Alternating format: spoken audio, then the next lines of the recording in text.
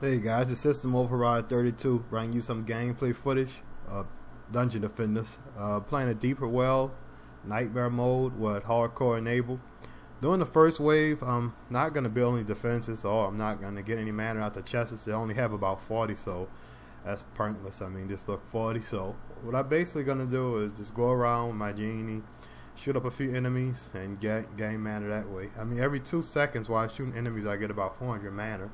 So about the end of the wave, I have about max mana. So once the next wave starts, I'm just gonna take and use my summoner and summon a few minions around the crystal.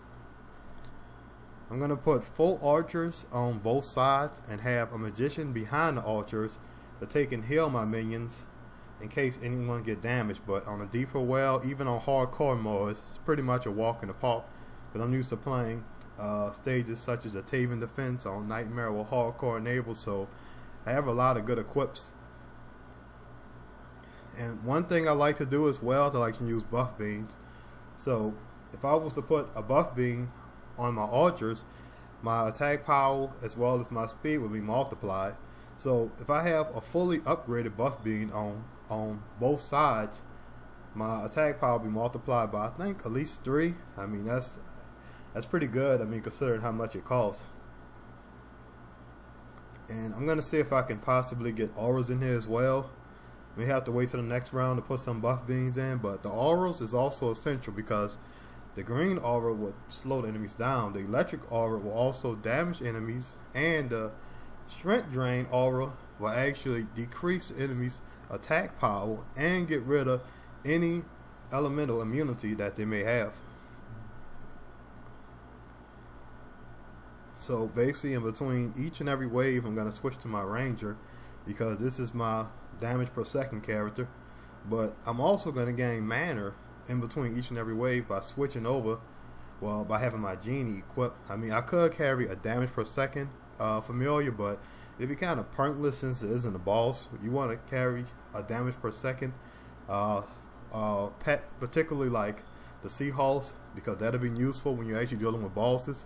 But in between each and every wave, you want to deal with something such as the Genie because this gives you the opportunity to gather mana, to build more defenses and upgrade your defenses. I've seen a lot of videos where users don't really upgrade the defenses. Now in the past that could have worked, but now upgrading your defenses will increase the efficiency significantly, so you might as well. So as I was saying before, I'm going to put a buff beam down on both sides, and it only costs 70. I mean, considering how great it is, everyone should take and have a series EV. I mean, it's probably one of the most effective classes, but you want to take and make sure you have a combination of multiple classes. You know, myself personally, I play as the ranger. That's my damage per second class, but I also have decent traps with the class as well, but they don't focus on towels. And then I have the series EV, I have the summoner, and a monk. You know, those are the 4 classes I play with, but I mean, you can have also a squire in there as well, because there's some stages where a squire could be effective. But I mean, for this stage here, you really don't need much. You can probably just have 2 classes. But when you get to the later stages, like I said before, like Taven defense, you're definitely gonna need a more variety of classes. I mean, if you have friends, you know, this game is basically a team-based game. So you have friends, you know, you can work together with them, and you can set up different kind of defenses. But if you go with randoms, it often don't work. I had many people join my game with just set a trap down. Let me tell you about the enemy spawn zone. And what happens is the enemies have invincibility as long as they're in a purple area. So that often don't work out. So I just decided to just build all the classes up myself. So let me tell you, so I wouldn't have to rely on just random people joining my game. I mean, I found a few occasional friends though, but you know how it is. Look, basically what I'm going to keep doing for the rest of the waves is just keep upgrading my defense, because I mostly have everything down that I want to have down, but I'm probably going to put a physical barrier in front of the other areas. It's not really necessary. Maybe in the later stages you definitely will need a physical barrier, because even with the strength drain significantly putting the enemy's attack power down, it's still going to be able to do considerable damage because you're going to have a lot of ogres coming out. And then you're going to get the sharks. Those are definitely probably one of the most annoying enemies to me because they actually move your defenses out the way. and that's kind of a problem with the physical barrier. But that's also why I have a Jester. A Jester is really useful because you can actually move your traps around. So if I'm on the most difficult stage and my physical barrier was to be moved, for example, I could just switch to my Jester and move it back.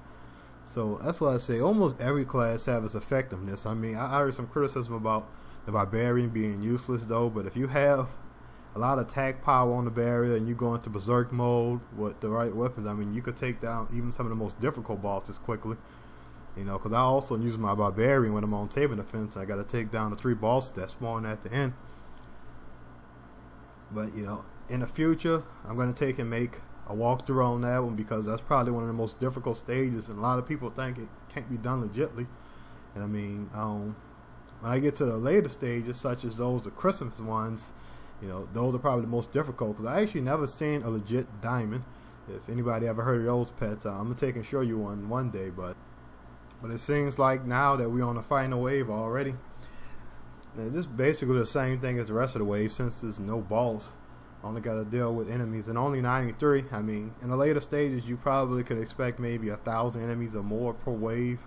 But, you know, with the right setup it's not actually that difficult. Because one big mistake I've seen a lot of users do is they focus on one class. Like, for example, if I just focus on everything, or I didn't have the auras, for example, enemies will be able to take my defense down much easier because they will have much more attack power. I believe the auras reduce the enemy's attack power down to 20%. I mean, that's 1/5 of the actual attack power, so it actually helps a lot. So that's why it's always great to have a balance of classes. I mean, getting a Genie is pretty easy as well. Matter of fact, you could just play table defense constantly, probably on maybe, not nightmare, that may be too difficult, but you could play on very hard and you could just keep playing and you probably will eventually get a good Genie, because that's where I got mine from. But this is the end of this video. I hope you enjoyed it. Comment, like, subscribe. Until next time.